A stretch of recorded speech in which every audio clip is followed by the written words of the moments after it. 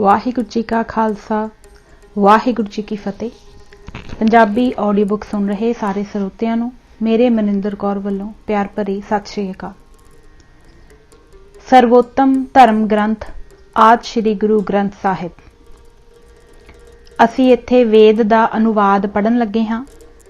बिरखा कपाई ने कहा, हे धनवान सुंदर पुत्तां ते ਨੂਹਾਂ वाली इंद्राणी, तेरा पति देव इंद्र सांडां दा मास छेती खावे, जेड़ा सुखदायक है ते उसनूं बहुत पसंद है, ते तुसी उस मास नूं रन्नो।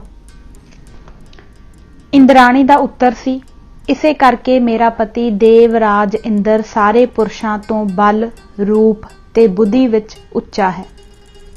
इंद्र ने कहा, मेरी पत्नी मेरे लई 15-20 सांडां दा मास रन्नदी है, मैं ओह मास खांदा हां, ताइयों मैं सांड जिहा निग्गर नरोआ ते दर्शनी हो गया हां।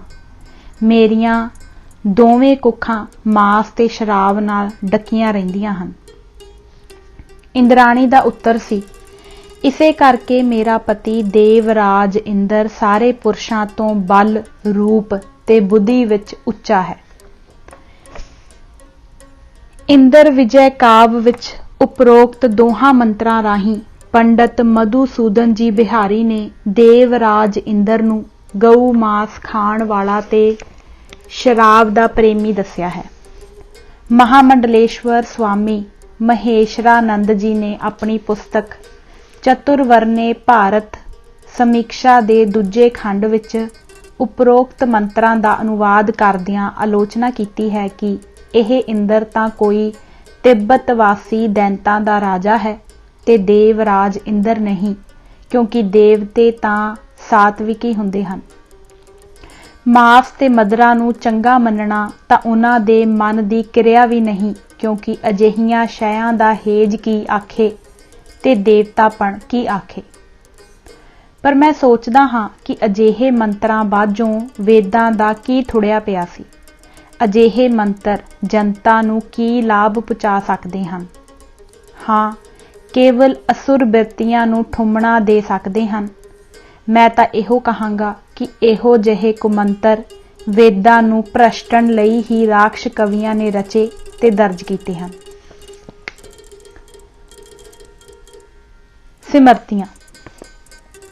मनु सिमरतियां अध्याय 3 सलोक 13वां सवरनागरे अते सलोक 14वां शुद्रैव भारीआ। इन्हां सलोकां विच विआह दी मर्यादा बन्नी गई है कि ब्राह्मण नूं उंज तां पहली वार ब्राह्मण कन्या नाल ही विआह कराउणा उचित है, पर जे काम तृप्ति ना होवे तां कर्मवार कछत्राणी वैशणी ते शुद्राणी नाल भी विआह कराउण दा कोई हर्ज नहीं। कछत्री ब्राह्मण कन्या तो बिना बाकी तिन्ना वर्णा दियां नाल ते वैश कन्या ते शूद्र कन्या नाल विआह करा सकदा है, पर शूद्र केवल शूद्र लड़की नाल ही शादी रचा सकदा है। सो सिमरती अनुसार चाहे ब्राह्मण पत्नी अरोग होवे ते उस नाल परिवारक जीवन भी सुखमई बतीत हो रहा होवे, पर ब्राह्मण देवता केवल अपनी काम ज्वाला शांत करन लई ही जिस वरन दी भी चाहे इस्त्री नाल विआह कराउण दा हकदार है ते कई पत्नियां रख सकदा है। इन्हां ग्रंथां विच जे यह घोर अन्याय नहीं तां होर की है। मनु सिमरती अध्याय 5वां सलोक 155 नासिति स्त्रीणा अते सलोक 157 कामंतु ते सलोक 164 व्याभिचरत। आदिक विच कहा गया है कि पति तो बिना इस्त्री लई ना जग है, ना बरत है ते ना ही उपवास, पर पति सेवा उसनूं सुरगां विच शोभा दे सकदी है। जे पति सुरगवास हो जाए तां इस्त्री नूं चाहिदा है कि केवल कंद मूल आदि खावे ते तन नूं सुका लए, पर दूजे पति दा नां तक न लवे। ਜਿਹੜੀ औरत दूजा पति बनाउंदी है ਉਹ इस लोक विच निंदिया खटदी है ते परलोक विच गिद्दड़ दी जून पैंदी है। ਸਭੇ ਸਿਮਰਤੀਆਂ ਇਸੇ ਮੱਤ ਦੀਆਂ ਹਨ। ਆ ਮਨੁੱਖ ਨੂੰ ਹਰ ਪਾਸਿਓਂ ਬੇਲਗਾਮ ਛੱਡ ਦੇਣਾ ਤੇ ਇਸਤਰੀ ਨੂੰ ਪ੍ਰਾਕਿਰਤਕ ਅਧਿਕਾਰਾਂ ਦੀ ਜਾਇਜ਼ ਵਰਤੋਂ ਤੋਂ ਵੀ ਵਰਜਣਾ।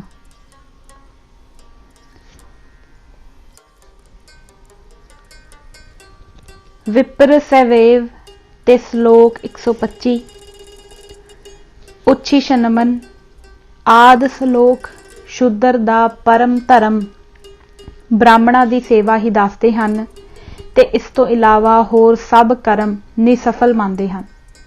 ਇਸ ਸੇਵਾ ਦੇ ਬਦਲੇ ਸ਼ੂਦਰਾਂ ਨੂੰ ਜੂਠਾ ਅੰਨ, ਦਾਣਿਆਂ ਦੇ ਛਿੱਲੜ, ਚੌਲਾਂ ਦੀ ਪਿੱਛ, ਫਟੇ ਪੁਰਾਣੇ ਕੱਪੜੇ, ਨਾ ਵਰਤਣਯੋਗ ਸਾਮਾਨ ਤੇ ਟੁੱਟੇ ਭੱਜੇ ਬਰਤਨ ਆਦਿ ਮਿਲਣੇ ਚਾਹੀਦੇ ਹਨ।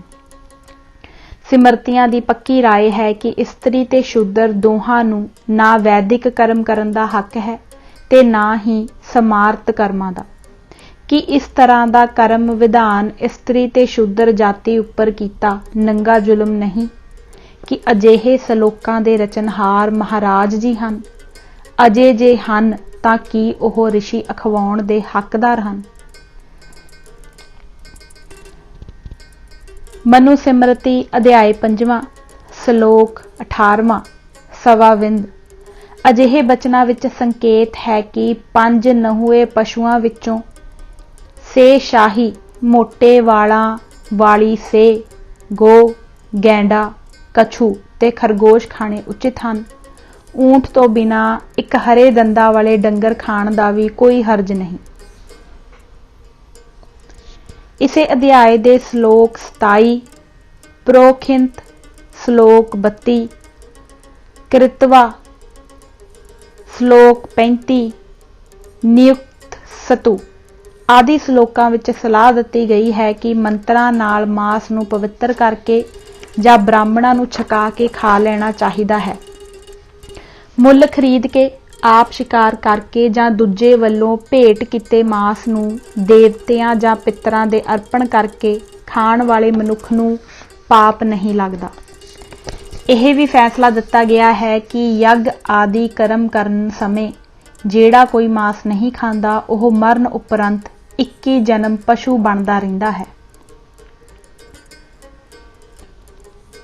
ਮਨੁ ਸਿਮਰਤੀ ਅਧਿਆਇ 5ਵਾਂ ਸ਼ਲੋਕ 5ਵਾਂ ਲక్ష్మణ ਤੇ ਸ਼ਲੋਕ 19ਵਾਂ ਛਤਰਾਂਕ ਅਨੁਸਾਰ ਲਸਣ, ਗਾਜਰ, ਗੰਢੇ, ਖੁੰਭਾਂ ਆਦਿ ਰੇਹ ਵਿੱਚ ਪੈਦਾ ਹੋਣ ਵਾਲੀਆਂ ਸਬਜ਼ੀਆਂ ਬ੍ਰਾਹਮਣਾਂ, ਕਸ਼ਤਰੀਆਂ ਤੇ ਵੈਸ਼ਾਂ ਦੇ ਖਾਣ ਯੋਗ ਨਹੀਂ ਤੇ ਇਹਨਾਂ ਵਸਤਾਂ ਨੂੰ ਜਾਣ ਬੁੱਝ ਕੇ ਖਾਣ ਵਾਲੇ ਅਵਸ਼ ਪਤਿਤ ਹੋ ਜਾਂਦੇ ਹਨ। ਭਾਵ ਇਹ ਕਿ ਸਭ ਸਿਮਰਤੀਆਂ ਸੇ, ਗੋ ਤੇ ਕੱਛੂ ਆਦਿ ਦੇ ਮਾਸ ਨੂੰ ਦੇਵਤਿਆਂ, ਪਿੱਤਰਾਂ ਜਾਂ ਬ੍ਰਾਹਮਣਾਂ ਦੇ ਅਰਪਣ ਕਰਕੇ ਖਾਣ ਵਾਲੇ ਮਹਾਪੁਰਸ਼ ਨੂੰ ਸੁਰਗਾਂ ਦਾ ਅਧਿਕਾਰੀ ਦੱਸਦੀਆਂ ਹਨ। ਪਰ ਮਾਸ ਦੀ ਥਾਂ ਗਾਜਰ, ਗੰਢੇ ਤੇ ਲਸਣ ਆਦਿ ਸਬਜ਼ੀਆਂ ਖਾਣ ਦੀ ਗਲਤੀ ਕਰਨ ਵਾਲੇ ਨੂੰ ਨਰਕਾਂ ਦਾ ਕੀੜਾ ਦਰਸਾਉਂਦੀਆਂ ਹਨ।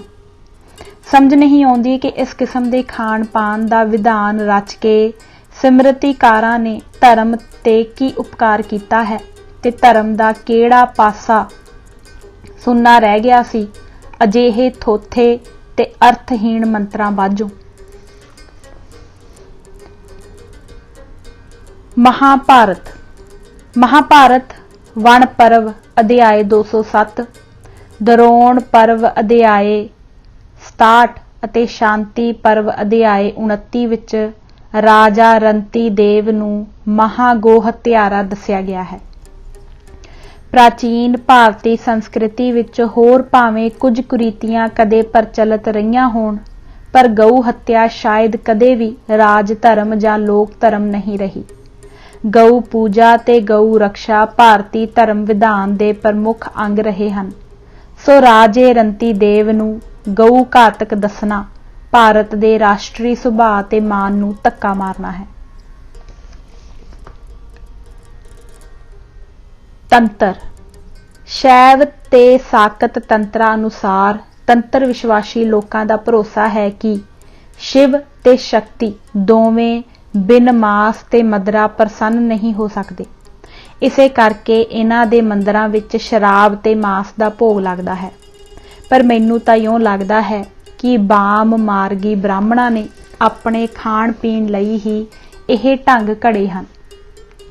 ਆਪਣੇ ਸਵਾਰਥ ਲਈ ਹੀ ਉਹਨਾਂ ਨੇ ਭਾਰਤੀ ਸੰਸਕ੍ਰਿਤੀ 'ਚ ਸਤਿਕਾਰੇ ਜਾਂਦੇ ਪੁਰਖਾਂ ਨੂੰ ਕੇਵਲ ਮਹਾਤਾਮਸੀ ਭੋਜਨ ਦੇ ਸ਼ੌਕੀਨ ਸਿੱਧ ਕਰ ਦਿੱਤਾ ਹੈ। ਉੜੀਸਾ 'ਚ ਤੰਤਰਾਂ ਦੇ ਆਧਾਰ ਤੇ ਬਣਾਏ ਗਏ ਜਗਨਨਾਥ, ਭੁਵਨੇਸ਼ਵਰ ਤੇ ਕੋਨਾਰਕ ਦੇ ਪ੍ਰਸਿੱਧ ਮੰਦਰ ਹਨ। ਇਹਨਾਂ ਮੰਦਰਾਂ ਦੇ ਉੱਪਰਲੇ ਤੇ ਹੇਠਲੇ ਹਿੱਸਿਆਂ ਵਿੱਚ ਭਰ ਜਵਾਨ ਮਰਦ ਔਰਤਾਂ ਦੀਆਂ ਪੱਥਰ ਮੂਰਤੀਆਂ ਹਨ, ਜਿਹੜੀਆਂ ਅਨੇਕ ਆਸਨਾਂ ਰਾਹੀਂ ਕਾਮ ਕਿਰੜਾ ਕਰਦੀਆਂ ਦਿਖਾਈਆਂ ਗਈਆਂ ਹਨ। ਅਜਿਹੇ ਧਰਮ ਅਸਥਾਨ ਕਿਸ ਕਿਸਮ ਦੀ ਰੋਸ਼ਨੀ ਦੇਣਗੇ, ਕਿਹੋ ਜਿਹੇ ਭਾਵ ਉਤੇਜਿਤ ਕਰਨਗੇ, ਇਹ ਹਰ ਆਮ ਬੁੱਧੀ ਮਨੁੱਖ ਸੋਚ ਸਕਦਾ ਹੈ। ਕੀ ਕੋਕ ਸ਼ਾਸਤਰੀ ਨੰਗਾ ਸਥੂਲ ਚਿੱਤਰਣ ਮਾਨਵ ਧਰਮ ਅਖਵਾ ਸਕਦਾ ਹੈ? ਕਿ ਅਜਿਹੇ ਅਸੁਰੀ ਮੰਦਰ ਭਾਰਤ ਦੀ ਅਧਿਆਤਮਕਤਾ ਦੇ ਮੱਥੇ ਤੇ ਕਲੰਕ ਨਹੀਂ? ਕਿ ਅਜਿਹੇ ਰਾਖਸ਼ੀ ਅਸਥਾਨਾਂ ਵਿੱਚ ਉਹ ਦੇਵਤੇ ਵਾਸ ਕਰਦੇ ਰਹਿ ਸਕਦੇ ਹਨ ਜਿਨ੍ਹਾਂ ਦੇ ਨਾਵਾਂ ਉੱਤੇ ਇਹ ਮੰਦਰ ਉਸਾਰੇ ਗਏ ਹਨ? ਜੇ ਉੱਤਰ ਹਾਂ ਵਿੱਚ ਹੈ ਤਾਂ ਕੀ ਉਹ ਦੇਵਤਾ ਅਖਵਾਉਣ ਦੇ ਅਧਿਕਾਰੀ ਹਨ? ਤੰਤਰਾਂ ਦੇ ਆਧਾਰ ਤੇ ਚਾਲੂ ਕੀਤੀ ਗਈ ਦੇਵੀ ਦੀ ਪੂਜਾ ਵਿਧੀ ਵੀ ਅਮਾਨਵੀ ਹੈ, ਜੜਵਾਦੀ ਹੈ। ਮਿਸਾਲ ਵਜੋਂ ਮਨੁੱਖ ਪੁਜਾਰੀ ਇਸਤਰੀ ਰੂਪ ਦੇਵੀਆਂ ਨੂੰ ਨਹਾਉਂਦੇ ਧੁਆਉਂਦੇ ਹਨ ਤੇ ਉਹਨਾਂ ਦਾ ਹਾਰ ਸ਼ਿੰਗਾਰ ਲਾਉਂਦੇ ਹਨ। ਕਿ ਕੋਈ ਜਿਉਂਦੀ ਜਾਗਦੀ ਕੁਸ਼ਲ ਬੁੱਧੀ ਇਸਤਰੀ ਇਸ ਤਰ੍ਹਾਂ ਜਨਤਾ ਸਾਹਵੇਂ ਕਰਾਉਣਾ ਬਰਦਾਸ਼ਤ ਕਰੇਗੀ? ਸੋ ਜੇ ਇਹ ਦੇਵੀਆਂ ਉਹਨਾਂ ਮੰਦਰਾਂ ਵਿੱਚ ਹੁੰਦੀਆਂ ਤਾਂ ਆਪਣੇ ਸਾਹਮਣੇ ਇਸ ਬਾਮ ਮਾਰਗੀ ਸ਼ਿਸ਼ਟਾਚਾਰ ਨੂੰ ਉੱਕਾ ਹੀ ਨਾ ਹੋਣ ਦਿੰਦੀਆਂ। ਇਸ ਤਰ੍ਹਾਂ 9 ਗ੍ਰਹਿਾਂ ਦੀ ਪੂਜਾ ਨੂੰ ਵੀ ਸਿਰਫ ਤੰਤਰਾਂ ਨੇ ਹੀ ਗ੍ਰਹਿ ਸ਼ਾਂਤੀ ਲਈ ਪ੍ਰਚਲਿਤ ਕੀਤਾ ਹੈ, ਕਿਉਂਕਿ ਵੈਦਿਕ ਕਰਮ ਤੇ ਸਮਾਰਤ ਕਰਮ ਵਿੱਚ ਇਹਨਾਂ ਦੀ ਪੂਜਾ ਦਾ ਕੋਈ ਵਿਧਾਨ ਨਹੀਂ ਮਿਲਦਾ, ਕਿਤੇ ਜ਼ਿਕਰ ਨਹੀਂ ਆਉਂਦਾ। ਇਹਨਾਂ ਗ੍ਰਹਿਾਂ ਵਿੱਚ ਕੁਝ ਦੇਵਤੇ ਮੰਨੇ ਜਾਂਦੇ ਹਨ ਤੇ ਕੁਝ ਰਾਖਸ਼। ਪਰ ਸੋਚਣ ਵਾਲੀ ਗੱਲ ਤਾਂ ਇਹ ਹੈ ਕਿ ਜਿਸ ਘਰ ਵਿੱਚ ਰਾਹੂ, ਕੇਤੂ ਤੇ ਸ਼ਨੀ ਆਦਿ ਦੈਂਤਾਂ ਦੀ ਇੰਦਰ, ਬ੍ਰਹਿਸਪਤੀ ਤੇ ਅਗਨੀ ਆਦਿ ਦੇਵਤਿਆਂ ਨਾਲ ਇਕੱਠੀ ਪੂਜਾ ਕੀਤੀ ਜਾਂਦੀ ਹੋਵੇ, ਉੱਥੇ ਸੁਖ ਸ਼ਾਂਤੀ ਕਿਵੇਂ ਰਹਿ ਸਕਦੀ ਹੈ? ਭਾਵ ਇਹ ਕਿ ਦੇਵਤਿਆਂ ਦਾ ਕਦੇ ਵੀ ਮੇਲ ਨਹੀਂ ਹੋ ਸਕਦਾ। ਉਹ ਤਾਂ ਪੂਰਬ ਤੇ ਪੱਛਮ ਹਨ। ਜੇ ਇੱਕ ਧਿਰ ਸੁਖ ਦੇਣਾ ਚਾਹੇਗੀ ਤਾਂ ਦੂਜੀ ਅਵਸ਼ ਉਪੱਦਰ ਮਚਾਏਗੀ, ਵਿਰੋਧੀ ਧਿਰ ਜੋ ਹੋਈ। ਪੁਰਾਣ ਵੇਦਾਂ 'ਚ ਜਿਸ ਨੂੰ ਬ੍ਰਹਮਾ, ਹਿਰਣੈ ਗਰਭ, ਸਵੈੰਭੂ ਤੇ ਅਪਰ ਬ੍ਰਹਮ ਕਹਿ ਕੇ ਵਡਿਆਇਆ ਗਿਆ ਹੈ ਤੇ ਉਸ ਨੂੰ ਓਂਕਾਰ ਰਾਹੀਂ ਪੂਜਣ ਯੋਗ ਤੇ ਪ੍ਰਾਪਤ ਕਰਨ ਯੋਗ ਬ੍ਰਹਮ ਕਿਹਾ ਗਿਆ ਹੈ, ਤੇ ਜਿਹੜਾ ਬ੍ਰਹਮ ਵਿਦਿਆ ਦਾ ਪਹਿਲਾ ਆਚਾਰਿਆ ਹੈ ਉਸ ਨੂੰ ਸ਼ਿਵ ਪੁਰਾਣ ਰੁਦਰ ਸੰਹਿਤਾ 2 ਸਤੀ ਖੰਡ 2 ਅਧਿਆਏ 19ਵਾਂ ਵਿੱਚ ਅੰਤਾਂ ਦਾ ਵਿਸ਼ਈ ਤੇ ਧੋਖੇਬਾਜ਼ ਚਿਤਰਿਆ ਗਿਆ ਹੈ। ਕਹਾਣੀ ਇਸ ਤਰ੍ਹਾਂ ਲਿਖੀ ਮਿਲਦੀ ਹੈ ਕਿ ਸ਼ਿਵ ਤੇ ਸਤੀ ਦਾ ਵਿਆਹ ਕਰਾਉਂਦੇ ਸਮੇਂ ਸਤੀ ਦੀ ਸੁੰਦਰਤਾ ਤੱਕ ਕੇ ਬ੍ਰਹਮਾ ਕਾਮਵਸ ਹੋ ਜਾਂਦਾ ਹੈ। ਗੁੱਸੇ ਵਿੱਚ ਆ ਕੇ ਸ਼ਿਵ ਉਸ ਨੂੰ ਪਾਰ ਬੁਲਾਉਣ ਲੱਗਦੇ ਹਨ। ਆਖਰ ਵਿਸ਼ਨੂੰ ਜੀ ਸ਼ਿਵ ਦੀ ਪ੍ਰਾਰਥਨਾ ਕਰਕੇ ਬ੍ਰਹਮਾ ਦੇ ਹੱਡ ਛੁਡਾਉਂਦੇ ਹਨ। ਇਸੇ ਤਰ੍ਹਾਂ ਭਗਵਤ ਪੁਰਾਣ ਵਿੱਚ ਆਉਂਦਾ ਹੈ ਕਿ ਬ੍ਰਹਮਾ ਜੀ ਨੇ ਕ੍ਰਿਸ਼ਨ ਜੀ ਦੇ ਵੱਛੇ ਚੁਰਾਏ ਤੇ ਕਈ ਵਾਰ ਕ੍ਰਿਸ਼ਨ ਜੀ ਦੀ ਉਸਤਤੀ ਕਰਨ ਆਇਆ। ਰਾਮਾਇਣ ਦਾ ਲੇਖ ਹੈ ਕਿ ਬ੍ਰਹਮਾ ਕਈ ਵਾਰ ਰਾਮਚੰਦਰ ਜੀ ਦੇ ਗੁਣ ਗਾਉਣ ਆਇਆ। ਸੋ ਇਹਨਾਂ ਗ੍ਰੰਥਾਂ ਵਿੱਚ ਬ੍ਰਹਮਾ ਜੀ ਨੂੰ ਮਹਾਕਾਮੀ, ਅਗਿਆਨੀ, ਚੋਰ ਤੇ ਸਸਤਾ ਜਿਹਾ ਭੱਟ ਦੱਸਿਆ ਗਿਆ ਹੈ। ਪੁਰਾਣ ਲੇਖਕਾਂ ਤੇ ਮੈਨੂੰ ਇਹੋ ਗਿਲਾ ਹੈ ਕਿ ਉਹਨਾਂ ਨੇ ਇੱਕ ਉੱਤਮ ਪੂਜ ਨੂੰ ਕਿੰਨੇ ਕਾਲੇ ਰੰਗ ਵਿੱਚ ਪੇਸ਼ ਕੀਤਾ ਹੈ ਤੇ ਇਸ ਤਰ੍ਹਾਂ ਲਿਖਣ ਤੋਂ ਉਹਨਾਂ ਦਾ ਕੀ ਉਦੇਸ਼ ਹੈ, ਮੇਰੀ ਸਮਝ 'ਚ ਨਹੀਂ ਆਇਆ। ਸ਼ਿਵ ਪੁਰਾਣ ਕੋਟ ਰੁਦਰ ਸੰਹਿਤਾ 4 ਅਧਿਆਏ 12ਵਾਂ ਵਿੱਚ ਸ਼ਿਵ ਤੇ ਪਾਰਬਤੀ ਬਾਰੇ ਅਜਿਹੀ ਅਸ਼ਲੀਲ ਕਥਾ ਦਰਜ ਹੈ ਜਿਸ ਨੂੰ ਨਾ ਬੋਲ ਦੱਸ ਸਕਣ ਤੇ ਨਾ ਹੀ ਕੰਨ ਸੁਣ ਸਕਣ।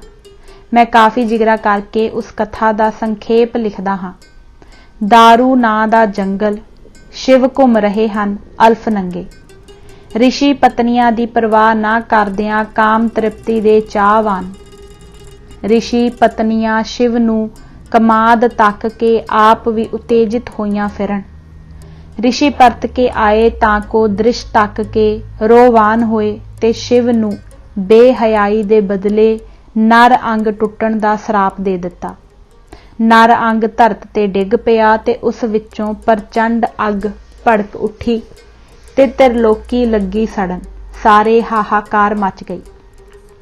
देवते ते ऋषि जन भै भीत होए ब्रह्मा जी कोल गए तां उन्हां दी सलाह नाल शिव जी नूं मिले। आखिर सारे इकट्ठे होके पार्वती जी दियां मिन्नतां करन लगे, जिन्हां ने अरजोई मन के लट लटांदे नर अंग नूं योनी रूप हो के सदा लई धारण कर लिया। इसे तो पत्थर दे लिंग योनी दी पूजा शुरू होई दसी जाती है ते मंदिरां विच जाके इन्हां उपर जल चाढ़न दा महात्म भी लिखिया गया है, जो यों है। पत्थर दे लिंग योनी उत्ते पानी पाउण नाल शिव ते पार्वती दे गुप्त अंगां 'च हर समय विलास मुद्रा 'च रहण करके वधी होई अग्नि शांत रहिंदी है। इस तो ओह भगत नूं टुट के मन पसंद वर दिंदे हन आदि आदि। परम स्नेही मित्रों, कि तुहाडा अजे भी विचार है कि कोई रता मासा अकल वाला श्रद्धालु भी अपने इष्ट देव बारे इस तरह लिख सकता है कि आ कुछ ही धर्म ग्रंथां 'च लिखण योग रह गया सी कि अजिहे नीचतम इतिहास लिखण वाला किसी महा शैतान तो घट हो सकता है कि यह सब कुछ पढ़ के भी सानू इस तरह की उपासना करते रहना चाहिए है। इहो जही ही कत्तक महात्म की कथा है। इस विच विष्णु जी नूं महानिलज ते महाकामी दिखाया गया है। पहला तो वह जलंधर नां दे दैंत दी पतिव्रता इस्त्री बिंदरा दा सत भंग करदे दसे गए हैं। फिर जदों वह सुंदरी अपने मोए पति नाल सती हो जाती है तां विष्णु जी नूं उस दे विजोग च तड़फदा विलकदा ते धाहां मारदा दस्या गया है, जो आखिर नूं उसदी मड़ी दी राख च लेटन लग जाता है। दोस्तों, थोड़ा ध्यान देण नाल ही इस कहानी विचली थोथ दिस पैंदी है। उदाहरण के तौर ते जेड़ी बृंदा विष्णु नूं उक्का ही नहीं चाहुंदी, सगों रोह विच अग बगोली हो के उसनूं सराप दिंदी है, उस बृंदा दे विजोग च विष्णु मर रहा होवे, यह अणहोई कल्पना नहीं तां होर की है। इसे तरह अजकल भी जे कोई किसे पर इस्त्री दी राख च लोकां सामे लेटे ते कुरलावे तां कि उसनूं गुंडागर्दी दे दोष च फड़ के डंडा परेड ना होवे ते कुट कुट के उस च बड़े इश्क दे भूत नूं लोकी ना कढ देण। अजिहियां बाम पंथी कथावां तो एक सिट्टा तां सौखियां ही निकल आउंदा है कि यह दुष्ट रचनावां वेद व्यास आदि तत्वेता ऋषियां दियां नहीं, जिन्हां दे नां हेठ इन्हां नूं लिखिया गया है। राजसूए सहस्रंच मिष्ट द्रव्य सुदुर्लभ। इन्हां श्लोकां दे अर्थ इस प्रकार हैं। राजा सुयग ने राजसूय नां दे 1000 यज्ञ नर्मदा नदी दे कंढे ते कीते सन। 3 लाख अश्वमेध यज्ञ कीते, भाव 3 लाख घोड़े मारे ते 3 लाख ही नरमेध यज्ञ कीते, अर्थात 3 लाख मनुखा नूं कतल किया। इसे तरह उसने बड़ी अजीब विधि नाल 4 लाख गोमेद यज्ञ कीते, अर्थात 4 लाख गऊ मौत दे घाट उतारी सी। घी च तल के 5 लाख गऊआं दे मास नाल चब्बण चूसण चट्टण ते पीते जाण वाले अते अत्यंत दुर्लभ मिठे पदार्थां नाल ओह नित नित करोड़ ब्राह्मणां नूं भोजन कराया करदा सी। है कोई अजिहा बुद्धिमान जिहड़ा इन्हां श्लोकां दा लेखक वेद व्यास जी नूं मन्ने? यों जापदा है जिवें कोई अकलों कोरा अत झूठा महातुरत बाम पंथी ते असुर कवि है, जिहड़ा मनुख दियां असंख पीढ़ियां च हो सकण वाले यज्ञां नूं इक्को मनुख दे कीते होए दस रहा है। गरुड़ पुराण च लिखिया है कि मृत जीव अपने दुष्कर्मा करके नरकां च जांदा है, पर उत्थे उसनूं अन्न पानी कपड़ा जुत्ती ते छतरी आदि समान पिछे रहे कुटुंबियां दा दिता ब्राह्मणा राही पुजदा है। ना केवल नरक चों सगों सुरग च भी सुख दे सारे साधन ਪਿੱਛੇ ਰਹੇ ਸੰਬੰਧੀਆਂ ਦੇ ਬ੍ਰਾਹਮਣਾਂ ਨੂੰ ਦੇਣ ਨਾਲ ਹੀ ਪੁੱਜਦੇ ਹਨ। ਜਿਵੇਂ ਚੰਗਾ ਬਿਸਤਰਾ ਪਲੰਘ ਤੇ ਵਿਛਾ ਕੇ ਉੱਪਰ ਬ੍ਰਾਹਮਣ ਦੇਵਤਾ ਨੂੰ ਬਿਠਾ ਕੇ ਝੂਟੇ ਦਿੱਤੇ ਜਾਂਦੇ ਹਨ ਤਾਂ ਕਿ ਮ੍ਰਿਤ ਜੀਵ ਨੂੰ ਵੀ ਸੁਰਗ 'ਚ ਬਿਸਤਰਿਆਂ ਵਾਲਾ ਪਲੰਘ ਮਿਲੇ ਤੇ ਧਰਤੀ ਤੇ ਹੱਡ ਨਾ ਰਗੜਨੇ ਪੈਣ। ਪਰ ਇਹ ਸਾਰਾ ਸਮਾਨ ਤਾਂ ਬ੍ਰਾਹਮਣ ਜੀ ਦੇ ਘਰ ਹੀ ਵਰਤਿਆ ਜਾਂਦਾ ਹੈ। ਪਤਾ ਨਹੀਂ ਨਰਕ ਸੁਰਗ 'ਚ ਕਿਹੜਾ ਪਾਰਸਲ ਪੁੱਜਦਾ ਹੈ। ਪੁਰਾਣਾਂ ਨੇ ਮ੍ਰਿਤੂਗ੍ਰਸਤ ਪ੍ਰਾਣੀਆਂ ਤੇ ਵੀ ਦਇਆ ਨਹੀਂ ਕੀਤੀ ਤੇ ਬੜੀ ਚਤੁਰਤਾ ਨਾਲ ਲੁੱਟ ਵਿਧੀ ਦੀ ਰਚਨਾ ਕਰ ਦਿੱਤੀ ਹੈ। ਅੰਨੀ ਸ਼ਰਧਾ ਦਾ ਰੱਜ ਕੇ ਘਾਤ ਕੀਤਾ ਹੈ। ਗਰੜ ਪੁਰਾਣ 'ਚ ਇਹ ਵੀ ਲਿਖਿਆ ਹੈ ਕਿ ਮਰਨ ਉਪਰੰਤ ਜੀਵ ਨੂੰ ਇੱਕ ਵੈਤਰਨੀ ਨਾਂ ਦੀ ਨਰਕੀ ਨਦੀ ਪਾਰ ਕਰਨੀ ਹੁੰਦੀ ਹੈ। ਇਹ ਲਹੂ ਰਾਧ ਦੀ ਭਰੀ ਹੋਈ ਭਿਆਨਕ ਨਦੀ ਹੈ ਤੇ ਇਸ ਨੂੰ ਪਾਰ ਕਰਨ ਲਈ ਗਊ ਦੀ ਪੂੰਛ ਫੜਨੀ ਪੈਂਦੀ ਹੈ, ਪਰ ਗਊ ਉਸ ਨੂੰ ਪਾਰ ਕਰਦੀ ਹੈ। ਜਿਸ ਨੇ ਜਿਉਂਦਿਆਂ ਗਊ ਦਾਨ ਕੀਤੀ ਹੋਵੇ ਸੋ ਗਊ ਦਾਨ ਹਰ ਕਿਸੇ ਲਈ ਜ਼ਰੂਰੀ ਹੈ।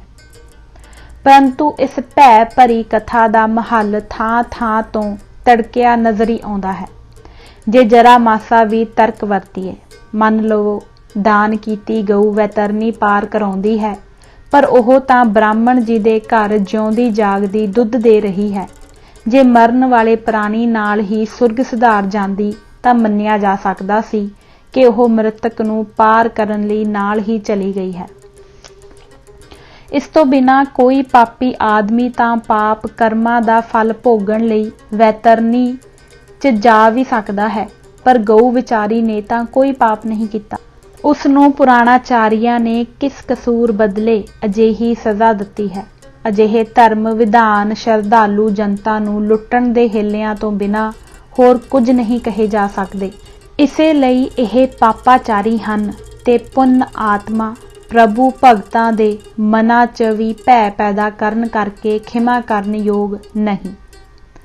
ਮਰੇ ਪ੍ਰਾਣੀ ਦੀ ਗਤੀ ਲਈ ਪੁਰਾਣਾਂ 'ਚ ਲਿਖਿਆ ਹੈ ਕਿ ਉਸ ਦੇ ਸੰਬੰਧੀ ਸਿਰ ਮੁਨਵਾ ਕੇ ਭਾਰਤ ਦੇ ਸਾਰੇ ਤੀਰਥਾਂ ਤੇ ਜਾਣ ਅਤੇ ਪਿੰਡਦਾਨ ਸ਼ਰਾਧ ਆਦਿ ਕਰਮ ਕਰਵਾਉਣ। ਪਰ ਕਿਹੜਾ ਭਾਰਤ ਦੇ ਸਰਬੱਤ ਤੀਰਥਾਂ ਤੇ ਜਾ ਕੇ ਇਸ ਤਰ੍ਹਾਂ ਕਰ ਸਕਦਾ ਹੈ, ਕਿਉਂਕਿ ਕਿਸੇ ਤੋਂ ਇਸ ਤਰ੍ਹਾਂ ਹੋ ਨਹੀਂ ਸਕਣਾ। ਇਸ ਲਈ ਗਤੀ ਸ਼ਬਦ ਹੀ ਉਡਾ ਦੇਣਾ ਚਾਹੀਦਾ ਹੈ ਤੇ ਇਹ ਵੀ ਸੋਚ ਲੈਣਾ ਚਾਹੀਦਾ ਹੈ ਕਿ ਸਾਰੀ ਮਨੁੱਖ ਜਾਤੀ ਹੀ ਅਵਗਤ ਜਾਏਗੀ, ਪਰ ਇਹ ਇੱਕ ਮੂਰਖ ਕਲਪਨਾ ਹੀ ਹੈ ਜਿਸ ਦੇ ਸਿਰ ਪੈਰ ਹੀ ਨਾ ਹੋਣ। ਆਤਮ ਪੁਰਾਣ ਦੇ 14ਵੇਂ ਅਧਿਆਏ ਵਿੱਚ ਵਿਰੋਚਨ ਦਾ ਮਤ ਹੈ।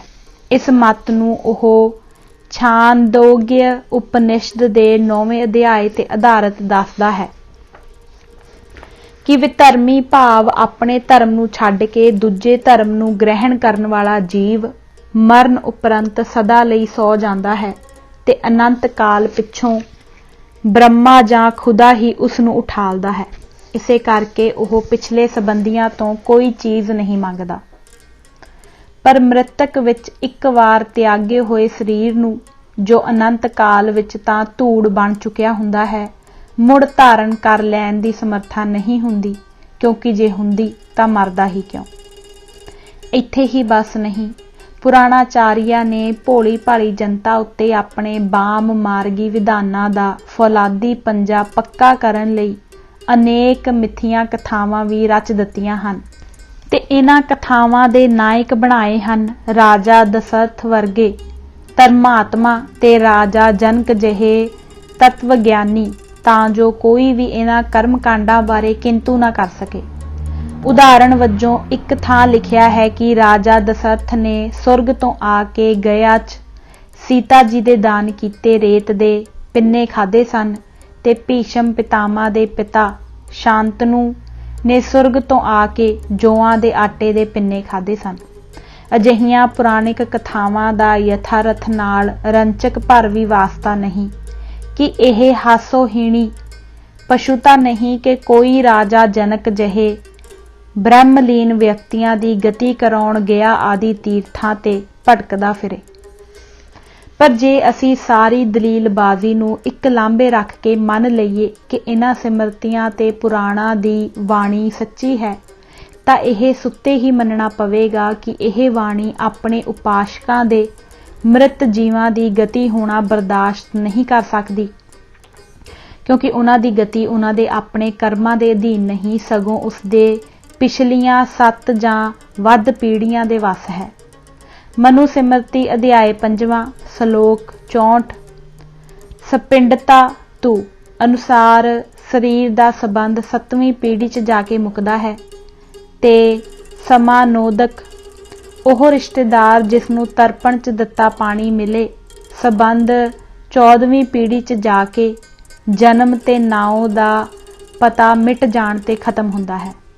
भाव यह कि 7 पीढ़ियां नूं तां पिंडदान श्राद्ध आदि कर्म अपने 400 साल पहला मोए पूर्वज लई करने ही पैणगे, क्योंकि उसका राशन कार्ड उन्हां दे दान ते ही निर्भर है, नहीं तां वो भुखा ही मर जाएगा।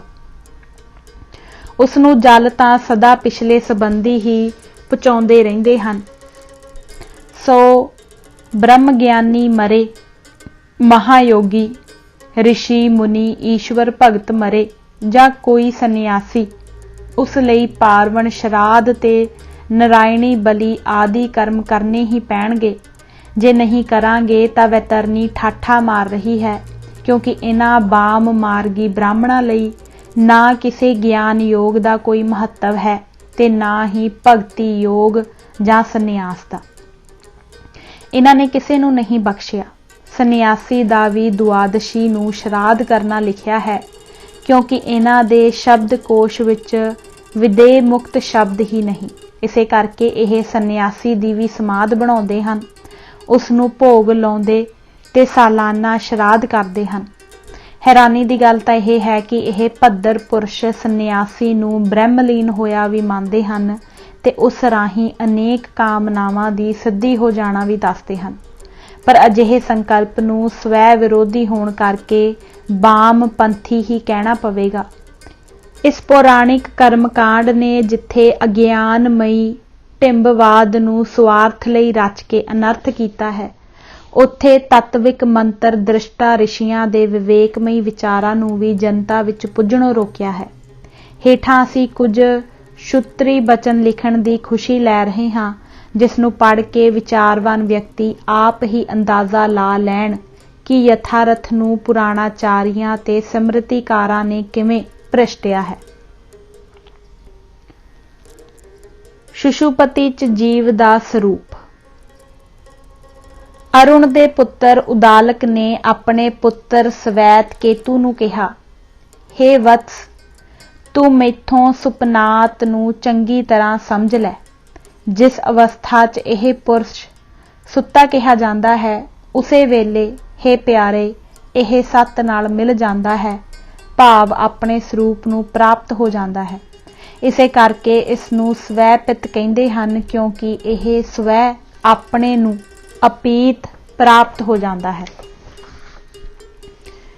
इस शुत्री की व्याख्या जगत प्रसिद्ध शंकर भाष दे जीवात्मना मंशी परविष्ट ते नह अन्यत्र शुशुपतात श्लोका ने इस तरह की है।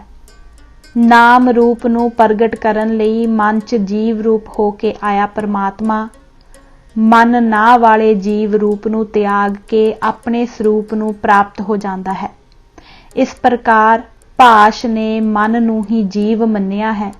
मन च प्रवेश होया परमात्मा मन आदि दे संबंध नाल कीते होए जीव रूप नूं त्याग के अपने परमार्थ सत स्वरूप नूं प्राप्त हो जाता है। ब्रह्मवेता लोग शिशुपति अवस्था तो बिना किसी भी अवस्था च जीव दी निज रूप प्राप्ति नूं नहीं मानते, अर्थात जागृत ते सुपन अवस्था च जीवात्मा बनाउणी ब्रह्म तां हो सकता है, पर शुद्ध ब्रह्म नहीं हुंदा, क्योंकि इन्हां अवस्थावां च जीवात्मा दा मन नाल संबंध कायम रहिंदा है। मरण च जीव दा स्वरूप। हे प्यारे, मर रहे पुरुष दी वाणी मन च लीन हो जाती है ते मन प्राण च, प्राण तेज च ते तेज परमात्मा च लीन हो जाता है। तात्पर्य यह है कि सच्चिदानंद ब्रह्म च मैं करदा हां, मैं भोगदा हां आदिक जीव भाव लियाउण वाला मन ही है। ਜਿਵੇਂ ਘੜੇ ਦੇ ਫੁੱਟ ਜਾਣ ਨਾਲ ਉਸ ਦਾ ਆਕਾਸ਼ ਵਿਆਪਕ ਜਾਂ ਮਹਾਕਾਸ਼ ਹੋ ਜਾਂਦਾ ਹੈ, ਉਵੇਂ ਗੂੜ ਸੁਸ਼ੁਪਤੀ ਅਤੇ ਮਰਨ ਅਵਸਥਾ 'ਚ ਮਨ ਦੇ ਆਪਣੇ ਕਾਰਨ ਰੂਪ ਅਵਿਕਤ 'ਚ ਲੀਨ ਹੋ ਜਾਣ ਨਾਲ ਜੀਵਾਤਮਾ ਸ਼ੁੱਧ ਸਚਦਾਨੰਦ ਬ੍ਰਹਮ ਹੋ ਜਾਂਦਾ ਹੈ। ਫਿਰ ਇਸ ਤਰ੍ਹਾਂ ਕਰਮਵਾਰ ਵਾਣੀ ਮਨ 'ਚ, ਮਨ ਪ੍ਰਾਣ 'ਚ, ਪ੍ਰਾਣ ਤੇਜ 'ਚ ਤੇ ਤੇਜ ਪਰਮਾਤਮਾ 'ਚ ਲੀਨ ਹੋ ਕੇ ਮਨ ਆਪਣੇ ਮੂਲ ਰੂਪ ਪਰਮਾਤਮਾ ਨੂੰ ਪ੍ਰਾਪਤ ਹੋ ਜਾਂਦਾ ਹੈ। ਉਸ ਵਿਚਲਾ ਜੀਵ ਵੀ ਸੁਸ਼ੁਪਤ ਕਾਲ ਵਾਂਗ ਆਪਣੇ ਮਨ ਦੇ ਲੀਨ ਹੋ ਜਾਣ ਕਰਕੇ ਲੀਨ ਹੁੰਦਾ ਹੋਇਆ ਜੇ ਸਚਦਾਨੰਦ ਦਾ ਚਿੰਤਨ ਕਰਦਿਆਂ ਲੀਨ ਹੁੰਦਾ ਹੈ ਤਾਂ ਉਹ ਸਚਦਾਨੰਦ ਨੂੰ ਹੀ ਪ੍ਰਾਪਤ ਹੋ ਜਾਂਦਾ ਹੈ। ਸੌਂ ਕੇ ਜਾਗੇ ਹੋਏ ਪੁਰਸ਼ਾਂ ਵਾਂਗ ਮੁੜ ਜਨਮ ਨਹੀਂ ਧਾਰਦਾ। ਜਿਵੇਂ ਕਿਸੇ ਡਰਾਉਣੇ ਦੇਸ਼ ਦਾ ਕੋਈ ਵਾਸੀ ਕਿਸੇ ਤਰ੍ਹਾਂ ਨਿਰਭੈ ਦੇਸ਼ 'ਚ ਪਹੁੰਚ ਕੇ ਉੱਥੋਂ ਨਹੀਂ ਪਰਤਦਾ, ਉਵੇਂ ਇਹ ਵੀ ਨਹੀਂ ਮੁੜਦਾ, ਪਰੰਤੂ ਜਿਸ ਨੂੰ ਆਤਮ ਗਿਆਨ ਨਹੀਂ, ਉਹ ਸੌਂ ਕੇ ਜਾਗੇ ਹੋਏ ਪੁਰਸ਼ ਵਾਂਗ ਮਰਨ ਪਿੱਛੋਂ ਆਪਣੇ ਮੂਲ ਤੋਂ ਉੱਠ ਕੇ ਦੇਹ ਰੂਪੀ ਫਾਹੇ 'ਚ ਪ੍ਰਵੇਸ਼ ਕਰਦਾ ਹੈ। ਜੇ ਮਰੇ ਹੋਏ ਸਭ ਪ੍ਰਾਣੀ ਮਾਤਰ ਹੀ ਸ਼ੁੱਧ ਸਚਦਾਨੰਦ ਹੋ ਜਾਂਦੇ ਹਨ ਤੇ ਬ੍ਰਹਮ ਗਿਆਨੀ ਸਚਦਾਨੰਦ ਨੂੰ ਪ੍ਰਾਪਤ ਹੋ ਕੇ ਨਹੀਂ ਮੁੜਦਾ, ਪਰ ਅਗਿਆਨੀ ਮੁੜ ਜਨਮ ਧਾਰਦਾ ਹੈ। ਇਸ ਦਾ ਕਾਰਨ ਹੇ ਭਗਵਾਨ ਉਦਾਹਰਣ ਰਾਹੀਂ ਮੈਨੂੰ ਮੁੜ ਸਮਝਾਓ। ਤਾਂ ਅਰੁਣੀ ਨੇ ਕਿਹਾ, ਪਿਆਰੇ ਚੰਗੂ, ਛਾਂਦੋਗ ਉਪਨਿਸ਼ਦ ਆਦਿ ਸ਼ਰੂਤੀਆਂ 'ਚ ਸਵੇਤ ਕੇਤੂ ਨੂੰ ਉੱਤਰ ਦਿੱਤਾ ਗਿਆ ਹੈ। ਹੇ ਪਿਆਰੇ, ਰਾਜੇ ਦੇ ਕਰਮਚਾਰੀ ਕਿਸੇ ਵਿਅਕਤੀ ਦੇ ਹੱਥ ਬੰਨ੍ਹ ਕੇ ਲਿਆਉਂਦੇ ਹਨ ਤੇ ਕਹਿੰਦੇ ਹਨ ਕਿ ਇਸ ਨੇ ਧਨ ਦੀ ਚੋਰੀ ਕੀਤੀ ਹੈ, ਇਸ ਲਈ ਕੁਹਾੜਾ ਤੱਤਾ ਕਰੋ। ਜੇ ਉਹ ਸੱਚਮੁੱਚ ਚੋਰ ਹੈ ਤੇ ਝੂਠ ਨੂੰ ਮਨ 'ਚ ਛੁਪਾ ਕੇ ਕੁਹਾੜਾ ਫੜਦਾ ਹੈ ਤਾਂ ਉਸ ਦਾ ਹੱਥ ਸੜ ਜਾਂਦਾ ਹੈ, ਪਰ ਜੇ ਚੋਰੀ ਉਸ ਨਹੀਂ ਕੀਤੀ ਤਾਂ ਸੱਚ ਨੂੰ ਆਪਣੇ ਅੰਤਕਰਣ ਵਿੱਚ ਧਾਰ ਕੇ ਕੁਹਾੜੇ ਨੂੰ ਹੱਥ ਪਾਉਂਦਾ ਹੈ ਤੇ ਉਹ ਜਲਦਾ ਨਹੀਂ, ਉਸ ਨੂੰ ਤੁਰੰਤ ਛੱਡ ਦਿੱਤਾ ਜਾਂਦਾ ਹੈ। ਜਿਵੇਂ ਉਹ ਉਸ ਪਰਖ ਸਮੇਂ ਨਹੀਂ ਸੜਦਾ, ਉਵੇਂ ਵਿਦਵਾਨ ਨਹੀਂ ਮੁੜਦਾ ਪਰ ਅਗਿਆਨੀ ਮੁੜ ਆਉਂਦਾ ਹੈ। ਉਹ ਇਹ ਸਭ ਬ੍ਰਹਮ ਹੀ ਹੈ, ਉਹ ਸੱਚ ਹੈ, ਉਹ ਆਤਮਾ ਹੈ ਤੇ ਉਹ ਸ਼ਵੇਤ ਕੇਤੂ ਉਹੀ ਤੂੰ ਹੈ। ਲਓ ਹੁਣ ਸ਼ਵੇਤ ਕੇਤੂ ਉਸ ਨੂੰ ਜਾਣ ਗਿਆ, ਉਸ ਨੂੰ ਸਮਝ ਗਿਆ।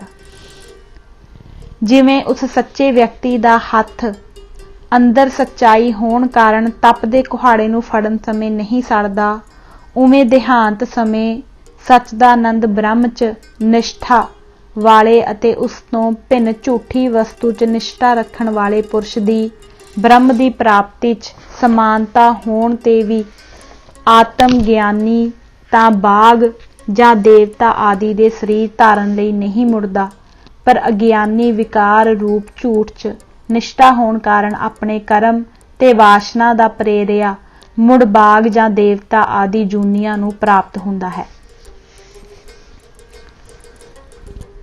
ਮ੍ਰਿਤਕ ਦੀ ਗਤੀ।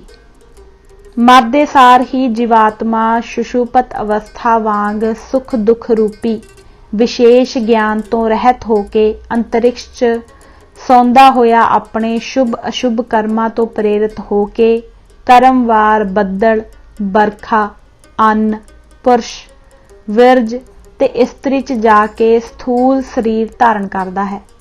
ਗਰਭ ਦੀ ਅਵਸਥਾ 'ਚ ਉਹ ਸੁਸ਼ੁਪਤ ਅਵਸਥਾ ਤੋਂ ਸੁਪਨ ਅਵਸਥਾ 'ਚ ਆਉਂਦਾ ਹੈ, ਗਰਭਵਾਸ ਪੂਰਾ ਕਰਕੇ ਬਾਹਰ ਆਉਂਦਾ ਹੈ। ਇਸ ਤਰ੍ਹਾਂ ਜੀਵ ਦਾ ਚੋਲਾ ਰੂਪ ਸਥੂਲ ਸਰੀਰ ਹੌਲੀ ਹੌਲੀ ਤਿਆਰ ਹੁੰਦਾ ਹੈ। ਜਾਗਰਿਤ ਅਵਸਥਾ 'ਚ ਆ ਕੇ ਉਹ ਬਾਹਰ ਦੇ ਸੁੱਖ ਦੁੱਖ ਦਾ ਭੋਗਤਾ ਬਣਦਾ ਹੈ। ਜੇ ਉਹ ਜੀਵਾਤਮਾ ਮਨੁੱਖੀ ਸਰੀਰ ਧਾਰਦਾ ਹੈ ਤਾਂ ਉਹ ਘੱਟੋ ਘੱਟ 6-7 ਸਾਲ ਪਿੱਛੋਂ ਖੀਰ ਪੁਰੀ ਆਦਿ ਅੰਨ ਖਾ ਸਕਦਾ ਹੈ। ਜੇ ਉਹ ਮਹਾਪਾਪੀ ਹੈ ਤੇ ਉਸਨੇ ਨਰਕੀ ਦੁੱਖ ਭੋਗਣੇ ਹਨ ਤਾਂ ਵੀ ਉਹ ਸਥੂਲ ਸਰੀਰ ਰਾਹੀਂ ਹੀ ਭੋਗੇਗਾ, ਤੇ ਜੇ ਉਹ ਪੁੰਨ ਆਤਮਾ ਹੈ ਜਿਸ ਨੇ ਸੁਰਗ ਦੇ ਸੁੱਖ ਭੋਗਣੇ ਹਨ ਤਾਂ ਵੀ ਸਥੂਲ ਸਰੀਰ ਹੀ ਧਾਰਨਾ ਪਏਗਾ। ਕੋਈ ਵੀ ਆਤਮਾ ਮਰਨ ਦੇ ਨਾਲ ਹੀ ਸਥੂਲ ਸਰੀਰ ਧਾਰੀ ਨਹੀਂ ਰਹਿੰਦਾ, ਇਸੇ ਲਈ ਉਹ ਮਰਨ ਪਿੱਛੋਂ ਉਦੋਂ ਤੀਕ ਜਦ ਤੋੜੀ ਕਿਸੇ ਸਥੂਲ ਸਰੀਰ ਨੂੰ ਨਹੀਂ ਧਾਰਦਾ ਭੁੱਖ, ਤ੍ਰੇਹ, ਸਰਦੀ, ਗਰਮੀ ਆਦਿ ਧਰਮਾਂ ਵਾਲਾ ਨਹੀਂ ਹੁੰਦਾ। ਸੋ ਇਹਨਾਂ ਉਪਰੋਕਤ ਸ਼ਰੂਤੀਆਂ ਨੇ ਬਿਲਕੁਲ ਸਾਫ਼ ਕਰ ਦਿੱਤਾ ਹੈ ਕਿ ਜੀਵ ਦੀ ਗਤੀ ਅਵਗਤੀ ਕਰਾਉਣ ਵਾਲੇ ਕੇਵਲ ਉਸਦੇ ਆਪਣੇ ਸ਼ੁਭ ਜਾਂ ਅਸ਼ੁਭ ਕਰਮ ਹੀ ਹਨ। ਕਿਸੇ ਦੂਜੇ ਦਾ ਕੋਈ ਦਾਨ ਆਦਿ ਉਸ ਦਾ ਕੁਝ ਸਵਾਰ ਨਹੀਂ ਸਕਦਾ। ਮ੍ਰਿਤ ਜੀਵ ਵਿਗਿਆਨਿਕ ਢੰਗ ਨਾਲ ਯਾਤਰਾ ਕਰਦਾ ਤੇ ਜਨਮਦਾ ਹੈ।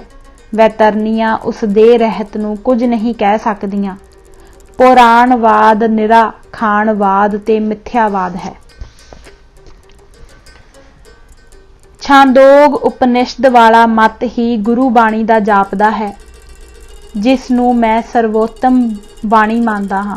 ਭਾਵੇਂ ਗੁਰਬਾਣੀ ਤੇ ਖੁੱਲੀ ਵਿਚਾਰ ਅੱਗੇ ਹੋਏਗੀ, ਪਰ ਇਸ ਪ੍ਰਸੰਗ ਨੂੰ ਸ੍ਰੀ ਗੁਰੂ ਨਾਨਕ ਸਾਹਿਬ ਜੀ ਦੇ ਸ਼ਲੋਕ ਨਾਲ ਸਮਾਪਤ ਕਰਨਾ ਚਾਹਾਂਗਾ। ਪਵਨ ਗੁਰੂ ਪਾਣੀ ਪਿਤਾ, ਮਾਤਾ ਧਰਤ ਮਹਤ, ਦਿਵਸ ਰਾਤ ਦੋਇ ਦਾਈ ਦਾਇਆ, ਖੇਲੇ ਸਗਲ ਜਗਤ। ਚੰਗਿਆਈਆਂ ਬੁਰਿਆਈਆਂ ਵਾਚੈ ਧਰਮ ਹਦੂਰ, ਕਰਮੀ ਆਪੋ ਆਪਣੀ ਕੇ ਨੇੜੇ ਕੇ ਦੂਰ। ਜਿਨੀ ਨਾਮ ਧਿਆਇਆ ਗਏ ਮਸਕਤ ਕਾਲ, ਨਾਨਕ ਤੇ ਮੁਖ ਉਜਲੇ ਕੀਤੀ ਛੁੱਟੀ ਨਾਲ। ਭਾਵ ਅਰਥ, ਸਾਰੇ ਜੀਵਾਂ ਦਾ ਗੁਰੂ, ਸਭ ਨੂੰ ਪਵਿੱਤਰ ਕਰਨ ਵਾਲਾ ਜਗਤ ਕਰਤਾ ਈਸ਼ਵਰ ਹੈ। ਪਵਨ ਗੁਰੂ ਪਾਣੀ ਜਾਂ ਪਾਣੀ ਦਾ ਦਾਤਾ, ਦਇਓ ਅਰਥਾਤ ਦਇਓ ਲੋਕ ਪਿਤਾ ਹੈ। ਆਕਾਸ਼ ਦੇ ਜਿਸ ਭਾਗ ਨੂੰ ਸੂਰਜ ਨੇ ਆਪਣੀਆਂ ਕਿਰਨਾਂ ਨਾਲ ਪੂਰਾ ਘੇਰਿਆ ਹੋਇਆ ਹੈ, ਉਸ ਨੂੰ ਦਇਓ ਲੋਕ ਕਹਿੰਦੇ ਹਨ। ਸੂਰਜ ਦੀਆਂ ਕਿਰਨਾਂ ਧਰਤੀ ਤੋਂ ਪਾਣੀ ਖਿੱਚ ਕੇ ਦਇਓ ਲੋਕ 'ਚ ਇਕੱਠਾ ਕਰਦੀਆਂ ਹਨ, ਜਿੱਥੋਂ ਕੁਝ ਸਮਾਂ ਪਿੱਛੋਂ ਉਹ ਅੰਤਰਿਕਸ਼ ਲੋਕ 'ਚ ਬੱਦਲ ਬਣ ਕੇ ਵਰਖਾ ਦੇ ਰੂਪ 'ਚ ਧਰਤੀ ਤੇ ਮੁੜ ਆਉਂਦਾ ਹੈ। ਸੋ ਪਾਣੀ ਦੀ ਵਰਖਾ ਕਰਨ ਵਾਲਾ ਹੋਣ ਕਰਕੇ ਦਇਓ ਲੋਕ ਪਾਣੀ ਖਵਾਉਂਦਾ ਹੈ। ਨਿਰੁਕਤ ਦੇ ਕਰਤਾ ਯਾਸਕ ਮੁਨੀ ਨੇ ਪਿਤਾ ਦੇ ਅਰਥ ਪਾਲਣ ਕੀਤੇ ਹਨ। ਦਇਓ ਲੋਕ ਵਰਖਾ ਕਰਕੇ ਸਭ ਜੀਵਾਂ ਤੇ ਬਨਸਪਤੀ ਦੀ ਪਾਲਣਾ ਹੀ ਨਹੀਂ ਕਰਦਾ, ਬਲਕਿ ਧਰਤੀ ਮਾਤਾ ਦੀ ਕੁੱਖ ਨੂੰ ਹਰੀ ਵੀ ਕਰਦਾ ਹੈ। ਇਸੇ ਲਈ ਇਹ ਪਿਤਾ ਹੈ। ਇਸੇ ਧਰਤੀ ਦਾ ਧਰਤ ਤੇ ਮਹੱਤੀ ਦਾ ਮਹੱਤ ਛਾਂਦਸ ਰੂਪ ਵਰਤੇ ਗਏ ਹਨ, ਜਿਵੇਂ ਭੂਮੀ ਦਾ ਭੂਮ ਲਿਖਿਆ ਮਿਲਦਾ ਹੈ।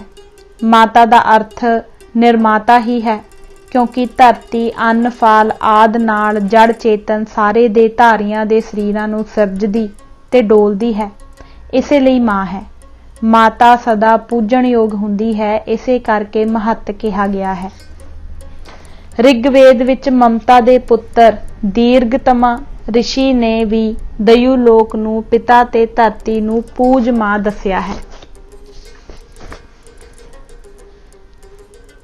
ਦਇਓ ਮੈਂ ਪਿਤਾ ਮਾਤਾ ਪ੍ਰਥਮੀ ਮਹੀਮ, ਭਾਵ ਦਇਓ ਲੋਕ ਮੇਰੇ ਪਿਤਾ ਤੇ ਇਹ ਧਰਤੀ ਮੇਰੀ ਪੂਜਨੀਕ ਮਾਤਾ ਹੈ। ਮਾਨ ਦੇ ਪੁੱਤਰ ਅਗਸਤ ਮੁਨੀ ਨੇ ਵੀ ਕਿਹਾ ਹੈ, ਹੇ ਦਇਓ ਲੋਕ ਤੁਸੀਂ ਸਭ ਦੇ ਪਿਤਾ ਤੇ ਪ੍ਰਥਵੀ ਮਾਂ ਹੈ। ਦਇਓ ਲੋਕ ਪਿਤਾ ਤੇ ਧਰਤੀ ਮਾਤਾ ਦੀ ਸੰਤਾਨ, ਸਾਰਾ ਚਰਾਚਰ ਜਗਤ ਦਿਨ ਤੇ ਰਾਤ ਦੋਵੇਂ ਦਾਈ ਤੇ ਦਾਏ ਦੀ ਗੋਦੀ ਵਿੱਚ ਬੱਚੇ ਵਾਂਗ ਖੇਡਦਾ ਹੈ। ਇੱਥੇ ਚੰਗੇ ਤੇ ਮੰਦੇ ਕਰਮਾਂ ਦਾ ਠੀਕ ਫਲ ਕਿਸੇ ਨੂੰ ਅੱਜ ਕਿਸੇ ਨੂੰ ਕੱਲ ਮਿਲਦਾ ਰਹਿੰਦਾ ਹੈ। ਪ੍ਰਭੂ ਦੇ ਨਾਮ ਲੇਵੇ ਆਪਣੀ ਮਿਹਨਤ ਪੂਰੀ ਕਰ ਲੈਂਦੇ ਹਨ ਤੇ ਉੱਜਲ ਮੁਖ ਹੋ ਕੇ ਪ੍ਰਭੂ ਲੀਨ ਹੋ ਜਾਂਦੇ ਹਨ ਤੇ ਕਿੰਨੇ ਹੀ ਹੋਰਾਂ ਨੂੰ ਆਪਣੇ ਨਾਲ ਪਾਰ ਲੈ ਜਾਂਦੇ ਹਨ। ਸੋ ਗੱਲ ਉਹ ਛਾਂਦੋਗ ਉਪਨਿਸ਼ਦ ਵਾਲੀ ਬਣੀ। ਜੀਵ ਮਰਿਆ, ਸੌਣ ਅਵਸਥਾ ਵਿੱਚ ਹੀ ਦਇਓ ਲੋਕ 'ਚ ਬੱਦਲ ਵਰਖਾ ਅੰਨ ਆਦਿ ਦੇ ਰੂਪ ਵਿੱਚ ਜੰਮਿਆ, ਜੀਵਾਂ ਦੁਆਰਾ ਖਾਧਾ ਪੀਤਾ ਗਿਆ। ਵਿਰਜ 'ਚ ਪਰਿਵਰਤਿਤ ਹੋ ਕੇ ਇਸਤਰੀ ਦੇ ਸੰਯੋਗ ਨਾਲ ਮੁੜ ਕਿਸੇ ਸਮੇਂ ਵਿੱਚ ਸੁਰਜੀਤ ਹੋਇਆ। ਕਿੱਥੇ ਥਾਂ ਹੈ ਇੱਥੇ ਕਿਸੇ ਵੈਤਰਨੀ ਲਈ, ਉਸਨੂੰ ਪਾਰ ਕਰਨ ਲਈ ਤੇ ਵਿਚੋਲਾ ਰੂਪ ਦਾਨ ਲੇਵਾ ਬ੍ਰਾਹਮਣ ਦੀ। ਸਭ ਨੂੰ ਆਪਣੇ ਆਪਣੇ ਚੰਗੇ ਮੰਦੇ ਕਰਮਾਂ ਦਾ ਫਲ ਹੀ ਭੋਗਣ ਨੂੰ ਮਿਲਦਾ ਹੈ। ਪਿੱਛੇ ਰਹੇ ਕੁਟੰਬੀ ਕੁਝ ਸਵਾਰ ਵਿਗਾੜ ਨਹੀਂ ਸਕਦੇ। ਮ੍ਰਿਤਕ ਸੰਸਕਾਰ, ਤਾਂ ਫਿਰ ਕੀ ਸਾਨੂੰ ਕੋਈ ਮ੍ਰਿਤਕ ਸੰਸਕਾਰ ਹੀ ਨਹੀਂ ਕਰਨਾ ਚਾਹੀਦਾ? ਮੈਂ ਕਹਾਂਗਾ ਕਿ ਅਸੀਂ ਕੋਈ ਵੀ ਕਰਮ ਧਰਮ ਕਰੀਏ, ਇਸ ਦਾ ਮਿੱਤਰ ਪ੍ਰਾਣੀ ਨੂੰ ਤਾਂ ਕੋਈ ਲਾਭ ਜਾਂ ਹਾਨੀ ਉੱਕੀ ਨਹੀਂ ਹੋਏਗੀ, ਪਰ ਸਾਨੂੰ ਇੰਨਾ ਸਰਲ ਜਿਹਾ ਕਰਮ ਕਰ ਲੈਣ ਦਾ ਕੋਈ ਡਰ ਨਹੀਂ जिस तो साडे ते कोई भी मायक बोझ ना पए ते मोए प्राणी दा विछोड़ा सहन लई आत्मा बलवान बन जाए ते असी प्रभु भाणा खिड़े मत्थे मन लईए। साधारण जही विधि इस तरह हो सकती है। मृतक देह नूं अगन भेंट करके संबंधियां नूं चाहिदा है कि सुखमनी साहिब दे 3 दिनां च जिन्ने भी पाठ हो सकन कर लैण। यह पाठ अपनी गैर हाज़री विच किसे दूजे तो कराउण दा लाभ नहीं। तीजे दिन अस्थियां चुग के जे जरूर ही चुगनियां हन लागे वहण वाले किसे जल च वहा दित्तियां जाण। चौथे दिन यथा शक्ति अन्न पका के अनाथ रोगियां च वंड देना उचित है। इस पिछों मृतक संबंधी कोई कर्म धर्म करना भारी भुल है। मृतक बाबत दान भोजन लिखण वाले महानिर्दयी महाधूरत असुर ब्राह्मण सन। इसे करके दयावान व्यक्तियां नूं मृतक संबंधी दान भोजन नहीं लेना चाहिदा। घर त्यागी साधु संतां नूं मृतकां प्रति कीता भंडारा नहीं खाना चाहिदा, क्योंकि यह कुचाल बाम मार्गियां ने तोरी है। समार्थ सूत्र मधुपर्क विधि पारस्कर गृह सूत्र कांड कंडका तीजा विच कहा गया है कि पहला घर आया गुरु, दूजा दक्षिणा लैके यज्ञ कराउण वाला ब्राह्मण, तीजा विआह समय वर, चौथा राज तिलक समय राजा, पंजवां घर आया अतिथि ते छेवां गुरु कोलों पढ़ आया ब्रह्मचारी। यह 6 जने मधुपर्क विधि राही पूजन योग हैं। इस तो अगे चौथे सूत्र तो 25वें तक विधि का संखेप इस तरह है। पुजारी जां मधुपर्क करन वाला आसन लैके पूज नूं कहे, तुसी चंगी तरह बैठो, मैं तुहाडी पूजा करांगा। पूज हुक्म देवे, चंगा पूजा कर। फिर पुजारी पूज दे बैठण लई आसन विछावे ते एक कुशा दा आसन पैरां लई भी देवे, पैर धोण लई पानी देवे, कुंगू कस्तूरी ते चंदन आदि मिलिया जल तन शुद्धि लई देवे, फिर मूँह शुद्धि लई थोड़ा जल देवे, फिर शहद दही घी रला के कांसी दे बर्तन विच कांसी दे बर्तन नाल ही ढक के देवे। पूज यह चीज मंत्र उचार के वारो वारी लैंदा रहे। शहद दी प्रधानता कारण इस रीति का नाम मधुपर्क है। मधुपर्क पिला चुकण पिछों विधि यों है। दाता पूज नूं आचमन लई पानी दे के शस्त्र चुके ते गां है गां है 3 वार कहे। पूज जे उसका वध कराउणा चाहे तां माता रुद्राणा वाला पाठ बोले, जे छड्ड देना चाहे तां मेरा ते दाता दा पाप लथा छड्ड दिओ घा खाए, इस तरह बोले। समीख्या प्रचलित विआह विधियां विच इन्हां सूत्रां दे कुछ भाग छड्ड दिते गए हन ते अंत विच अपने वल्लों ही तृण छिंदयायत तीला कट दिओ लिख दिता है कि सूत्रां दे पूरे पाठ नूं लुको के विआह विधियां दे लेखकां ने संस्कृत ना जानन वाली श्रद्धालु जनता नाल छल नहीं कीता ते तीला कट्टण दी मिथ्या कल्पना करके शस्त्र विधि नूं नहीं उलंघिया। स्वामी दयानंद जी ने संस्कार विधि विच उपरले 3 सूत्रां चों केवल गो गो गो पाठ ही मन्निया है, पर मैं तां इस विचारदा हां कि उन्हां नूं मधुपर्क विधि नूं ही मनना नहीं सी चाहिदा, क्योंकि ओह धर्म शास्त्रां दे किसी भी कर्म विच पशु हिंसा जां मांस खाना नहीं मानते सन, पर पशु वध ते मांस मधुपर्क दे अनिखड़वे अंग हन। देखो अगले सूत्र की कहंदे हन। ना तू एव अमास अर्घ सियात। अर्थ पर मधुपर्क तां बिन मास हुंदा ही नहीं। अधियंगन अधिविवाहुन कुरूत इत्येवन बरियात। अर्थ इस लई यज्ञ ते विआह विच बध करो, यह गल आखो। अगले सूत्र का अर्थ है, जे जजमान साल विच कई वार सोम नाल यज्ञ करे तां ओह ब्राह्मण जिन्हां दा मधुपर्क कीता होवे यज्ञ कराउण, बिन मधुपर्क ब्राह्मण यज्ञ ना कराउण, अजिही आग्या है वेदां दी।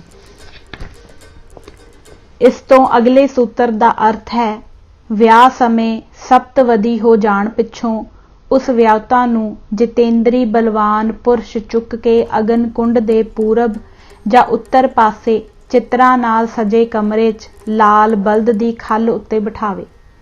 उपरोक्त सूत्रां ते सरसरी नज़र मारन नाल ही साफ हो जांदा है कि यह पारस्कर कोई महागो हत्यारा चंडाल ब्राह्मण है, क्योंकि मधुपर्क समय यह गऊ नूं कतल होण लई दाता अगे खड़ी देखना चाहुंदा है।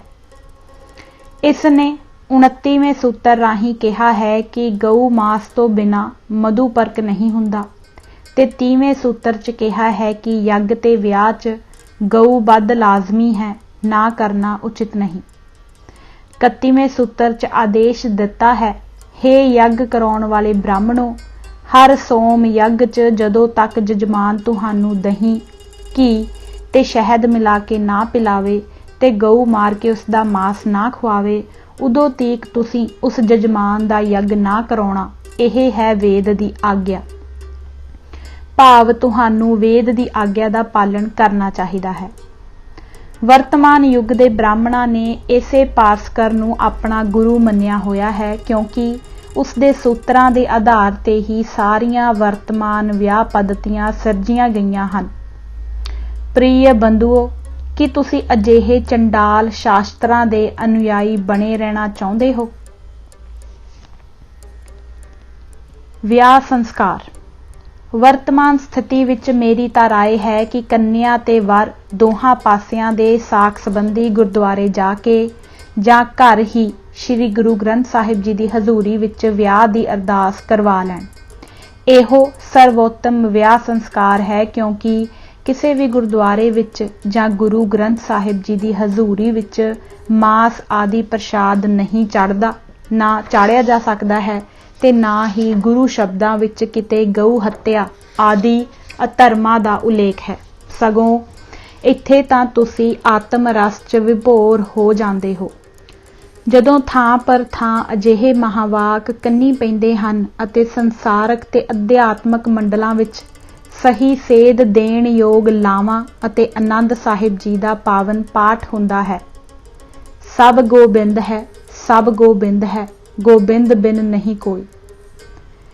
इक्को धर्म वालियां दा आपस च विआह होना चाहिदा है, पर जात पात दे आधार ते विआह करन दा दुष्भाव त्यागना उचित है, क्योंकि धर्म जां पंथ दी विधि दा इहो एक मुख साधन है।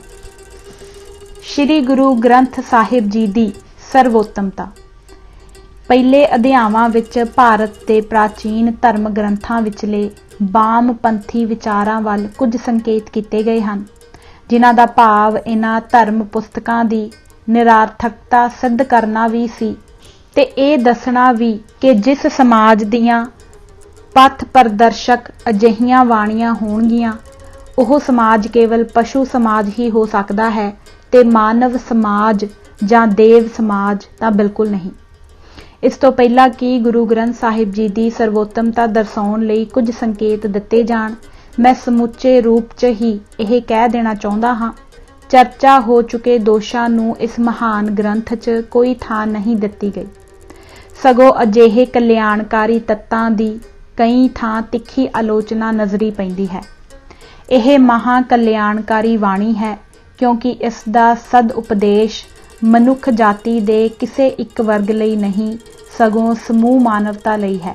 इस विच किसे एक वर्ग दे हित नूं मुख रख के कोई कपट रूप कर्म कांड नहीं मिलता, सगों मनुखी जीवन की सफल पूर्णता लई अत सुमग मार्ग दसिया है।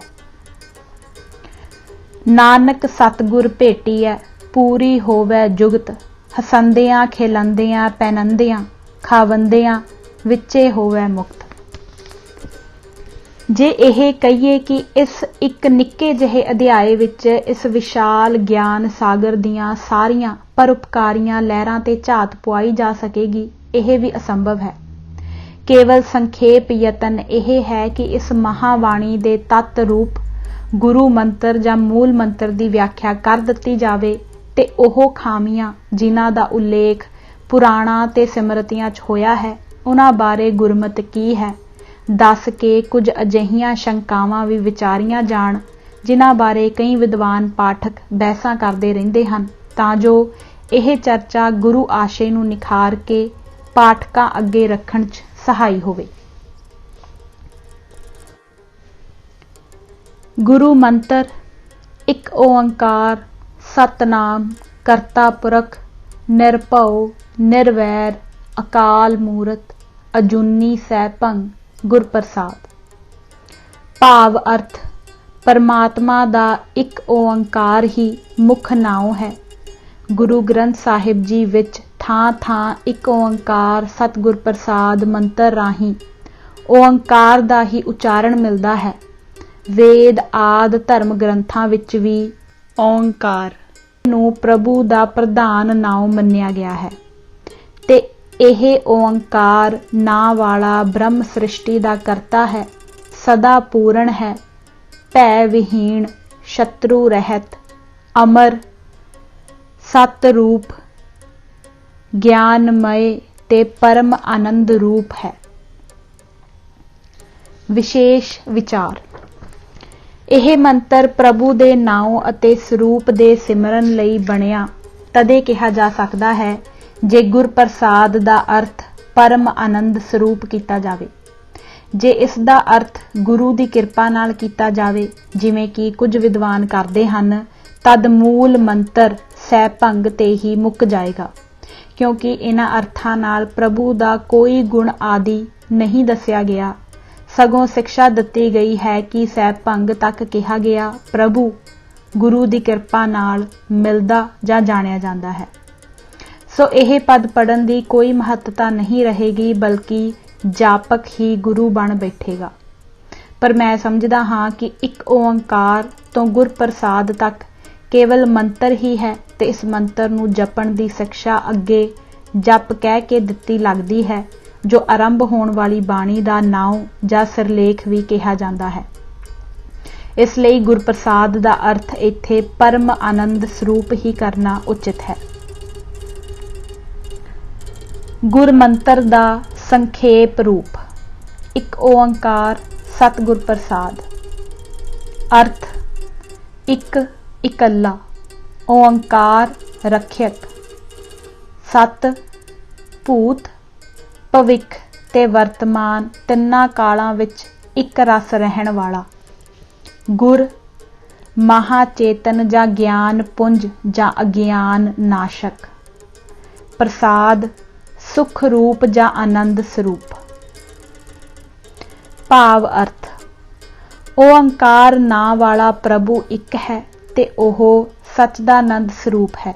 ਭਾਵ ਇਸ ਬੀਜ ਮੰਤਰ ਵਿੱਚ ਪ੍ਰਭੂ ਦਾ ਨਾਉ ਓੰਕਾਰ ਕਿਹਾ ਗਿਆ ਹੈ ਤੇ ਉਸ ਦਾ ਸਰੂਪ ਸਤਿਗੁਰ ਪ੍ਰਸਾਦ ਨਿਸ਼ਚਿਤ ਕੀਤਾ ਗਿਆ ਹੈ। ਓੰਕਾਰ ਦੀ ਮਹੱਤਤਾ। ਇਹ ਪ੍ਰਭੂ ਅਰਥਾਂ ਵਾਲਾ ਪ੍ਰਮੁੱਖ ਅੱਖਰ ਹੈ ਤੇ ਭਾਰਤੀ ਪ੍ਰਾਚੀਨ ਅਧਿਆਤਮਕ ਗ੍ਰੰਥਾਂ ਵਿੱਚ ਇਸ ਦਾ ਰੂਪ ਮਿਲਦਾ ਹੈ।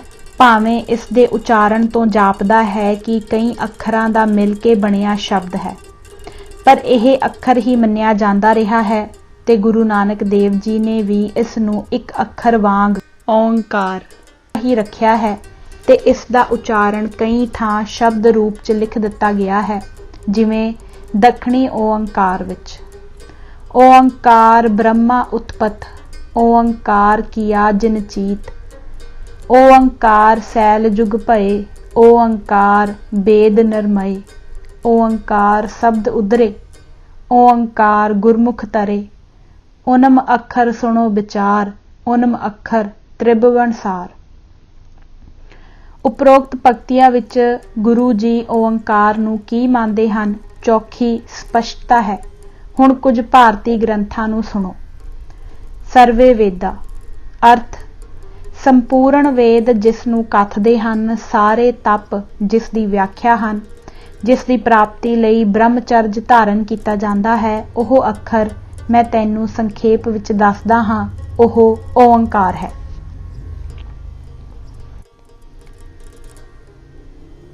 ਏਤ ਦਾ ਲਬਨ ਅਰਥ ਇਸੇ ਓੰਕਾਰ ਦਾ ਆਸਰਾ ਲੈਣਾ ਉੱਤਮ ਹੈ। ਇਹੋ ਆਸਰਾ ਪਰ ਹੈ। ਇਸੇ ਆਸਰੇ ਨੂੰ ਜਾਣਨਹਾਰ ਦੀ ਬ੍ਰਹਮ ਲੋਕ ਚ ਪੂਜਾ ਹੁੰਦੀ ਹੈ।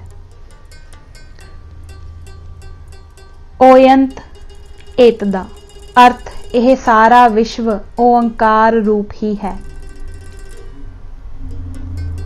ਪ੍ਰਣਵੋ ਧਨ ਅਰਥ ਪ੍ਰਵਣ ਅਰਥਾਤ ਓੰਕਾਰ ਰੂਪੀ ਧਨੁਸ਼ ਰਾਹੀਂ ਮਨ ਰੂਪੀ ਵਾਣ ਨੂੰ ਬ੍ਰਹਮ ਰੂਪੀ ਨਿਸ਼ਾਨੇ ਤੇ ਲਾਉਣਾ ਚਾਹੀਦਾ ਹੈ। ਓਯੰਤ ਬ੍ਰਹਮ ਅਰਥ ਓੰਕਾਰ ਹੀ ਬ੍ਰਹਮ ਹੈ। ਪ੍ਰਣਵਾ ਸਰਵਦੇਸ਼ੂ ਸਭ ਵੇਦਾਂ ਚ ਪ੍ਰਵਣ ਮੇਰਾ ਹੀ ਰੂਪ ਹੈ। ਬ੍ਰਹਮ ਦਾ ਸਰੂਪ ਹੁਣ ਪ੍ਰਭੂ ਦੇ ਸਰੂਪ ਦੀ ਵਿਆਖਿਆ ਕੀਤੀ ਜਾਂਦੀ ਹੈ ਕਿ ਭਾਰਤੀ ਸ਼ਰੂਤੀਕਾਰਾਂ ਨੇ ਪ੍ਰਭੂ ਦਾ ਕਿਹੜਾ ਸਰੂਪ ਪ੍ਰਮਾਣਿਤ ਮੰਨਿਆ ਹੈ। ਅਸੀਂ ਕਿਹਾ ਹੈ ਕਿ ਸਤ ਗੁਰ ਪ੍ਰਸਾਦ ਪ੍ਰਭੂ ਸਰੂਪ ਗੁਰਬਾਣੀ ਵਿੱਚ ਨਿਸ਼ਚਿਤ ਹੋਇਆ ਹੈ। ਆਓ ਇਸ ਪ੍ਰਸੰਗ ਨੂੰ ਸ਼ਰੂਤੀਆਂ ਵਿੱਚੋਂ ਵਾਚੀਏ। ਸਤੇਵ ਅਰਥ ਸ੍ਰਿਸ਼ਟੀ ਤੋਂ ਪਹਿਲਾਂ ਕੇਵਲ ਅਦੁੱਤੀ ਸਤ ਹੀ ਸੀ। ਦੂਜਾ ਆਤਮਾ ਵਾ ਅਰਥ ਸ੍ਰਿਸ਼ਟੀ ਤੋਂ ਪਹਿਲਾਂ ਕੇਵਲ ਇੱਕ ਆਤਮਾ ਭਾਵ ਚੇਤਨਤਾ ਜਾਂ ਗਿਆਨ ਹੀ ਸੀ। ਸੰਤ ਗਿਆਨ ਮਨੰਤ ਬ੍ਰਹਮ ਅਰਥਾਤ ਪਰਮਾਤਮਾ ਸਤ ਰੂਪ ਹੈ, ਗਿਆਨ ਰੂਪ ਹੈ ਤੇ ਭੇਦ ਰਹਿਤ ਤੇ ਵਿਆਪਕ ਹੈ। ਚੌਥਾ ਆਨੰਦ ਬ੍ਰਾਹਮਣੋ ਵਿਦਵਾਨ ਅਰਥ ਬ੍ਰਹਮ ਦੇ ਆਨੰਦ ਸਰੂਪ ਨੂੰ ਜਾਣ ਕੇ ਕਿਸੇ ਦਾ ਭੈ ਨਹੀਂ ਰਹਿੰਦਾ। ਗੁਰਮੁਖ ਨਾਦਨ ਗੁਰਮੁਖ ਵੇਦਨ ਗੁਰਮੁਖ ਰਹਿਆ ਸਮਾਈ ਭਾਵ ਅਰਥ ਪਾਰ ਬ੍ਰਹਮ ਹੀ ਓੰਕਾਰ ਦਾ ਮੁੱਖ ਅਰਥ ਹੈ। ਪਾਰ ਬ੍ਰਹਮ ਹੀ ਵੇਦਾਂ ਦਾ ਮੁੱਖ ਵਿਸ਼ਾ ਹੈ ਤੇ ਪਾਰ ਬ੍ਰਹਮ ਹੀ ਮੁੱਖ ਰੂਪ ਨਾਲ ਹਰ ਥਾਂ ਸਮਾਇਆ ਹੋਇਆ ਹੈ ਜਾਂ ਵਿਆਪਕ ਹੈ। ਇੱਥੇ ਪ੍ਰਭੂ ਨੂੰ ਗਿਆਨ ਰੂਪ ਕਰਕੇ ਵਿਆਪਕ ਮੰਨਿਆ ਗਿਆ ਹੈ।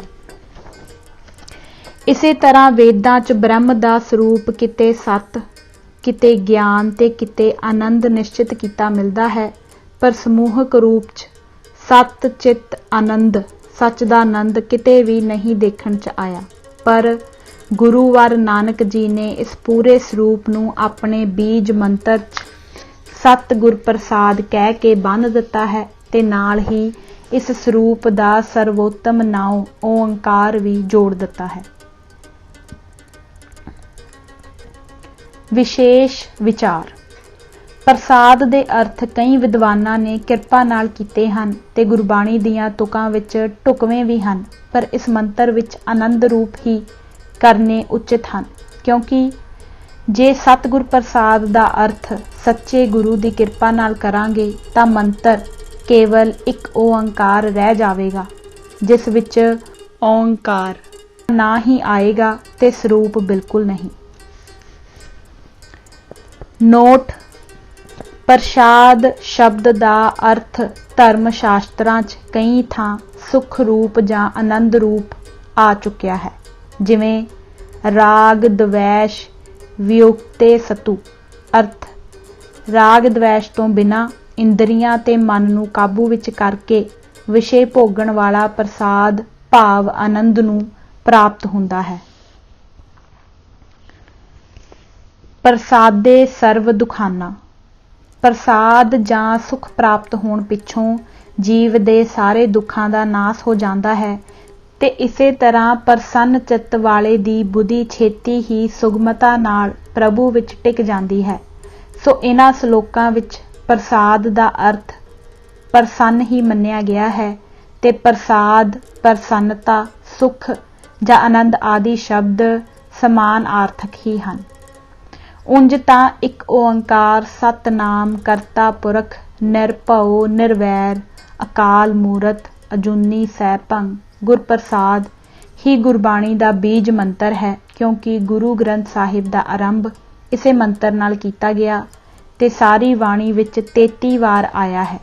पर इस दा होर संखेप रूप एक ओंकार सतगुर प्रसाद विच गुरु जी ने कर दिता है ते यह समुची गुरबाणी विच 523 वार आया है। नोट, गुरु ग्रंथ साहिब विच गुरु मंत्र दे यह रूप भी आए हैं।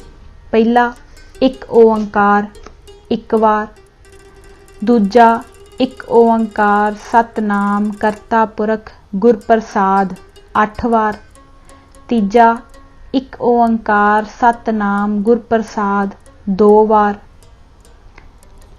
मैं एक ओंकार सतगुर प्रसाद नूं पूर्ण बीज मंत्र मानदा हां। संसार भर विच हर वस्तु दा नां ते रूप दोवें वख-वख हुंदे हन।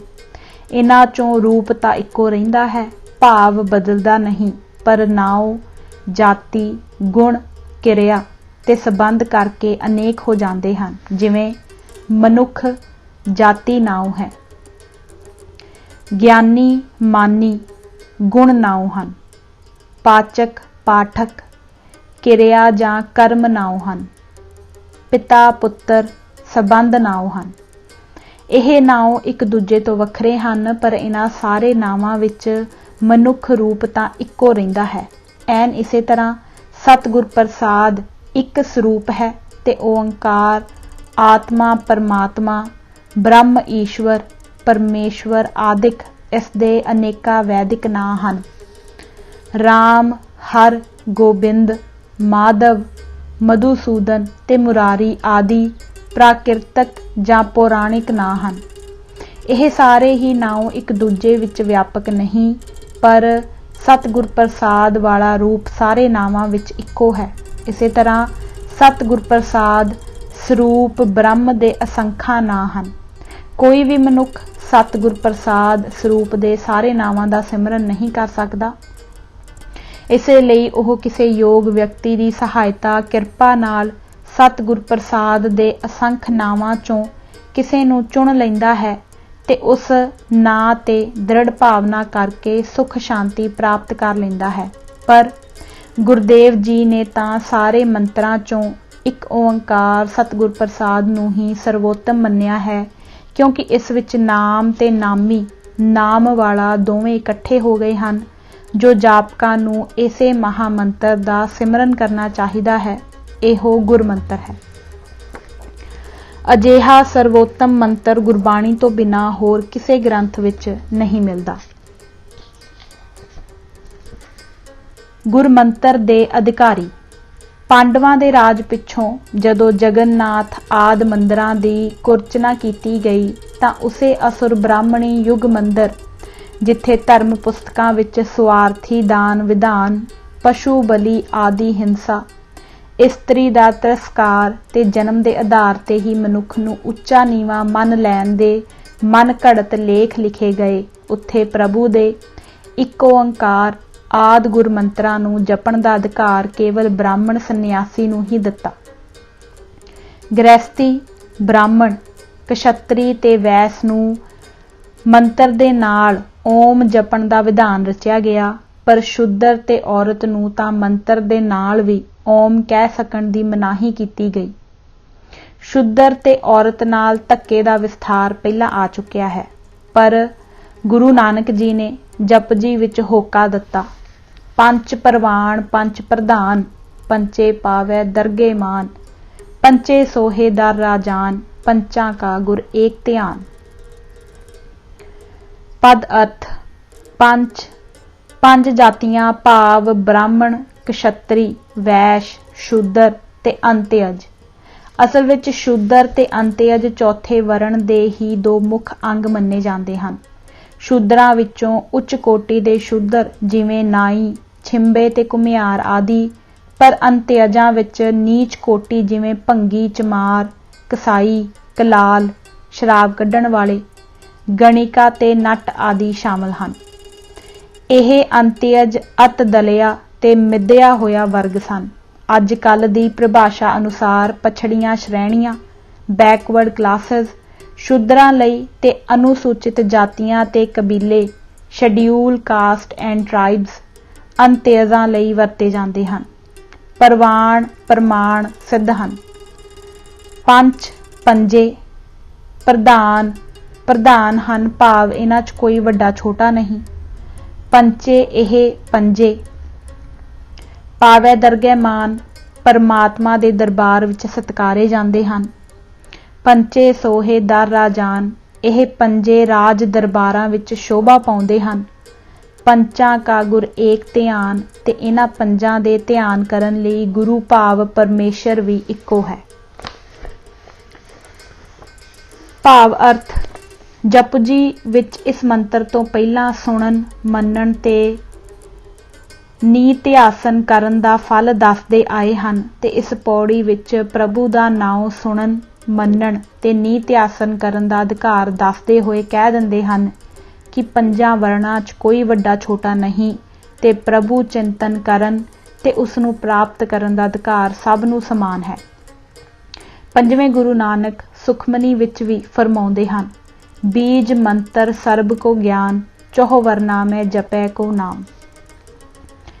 ਇੱਥੇ ਸ਼ੂਦਰ ਤੇ ਅੰਤਯਜ ਦਾ ਇੱਕੋ ਵਰਣ ਮੰਨ ਲਿਆ ਗਿਆ ਹੈ ਤੇ ਇੱਕ ਓੰਕਾਰ ਸਤਿਗੁਰ ਪ੍ਰਸਾਦ ਆਦ ਬੀਜ ਮੰਤਰ ਜਾਂ ਇੱਕ ਓੰਕਾਰ ਆਦ ਨਾਮ ਜਪਣ ਦੀ ਖੁੱਲ੍ਹ ਸਭ ਨੂੰ ਦਿੱਤੀ ਗਈ ਹੈ। ਲਿੰਗ ਜਾਂ ਜਾਤ ਪਾਤ ਦੇ ਆਧਾਰ ਤੇ ਕੋਈ ਪੱਖਪਾਤ ਨਹੀਂ ਕੀਤਾ, ਸਗੋਂ ਉਸ ਦੀ ਮਹਿਮਾ ਪੰਜਵੇਂ ਪਾਤਸ਼ਾਹ ਨੇ ਸੁਖਮਨੀ 'ਚ ਆਪਣੇ ਮੁਖਾਰਬਿੰਦ ਤੋਂ ਕੀਤੀ ਹੈ, ਜਿਹੜੀ ਮਨੁੱਖ ਮਾਤਰ ਨੂੰ ਵਿਦਿਆ ਗਿਆਨ ਭਾਵ ਗੁਰ ਮੰਤਰ ਦਾ ਉਪਦੇਸ਼ ਦਿੰਦੀ ਹੈ।